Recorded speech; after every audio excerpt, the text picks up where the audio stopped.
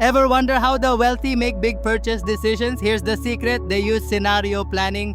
Imagine you're considering a $10,000 purchase, a car, a luxury vacation, or a piece of art. Instead of asking, "Can I afford this right now?" the wealthy ask, "What happens after I buy this?" They carefully map out possible futures.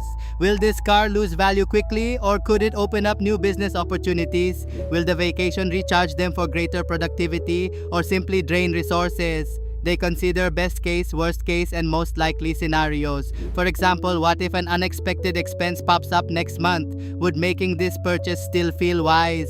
They even forecast how this decision impacts their long-term goals, like investing, growing their business, or building wealth. Scenario planning isn't about indecision, it's about clarity and control. By projecting themselves into the future, the wealthy avoid regret and maximize value.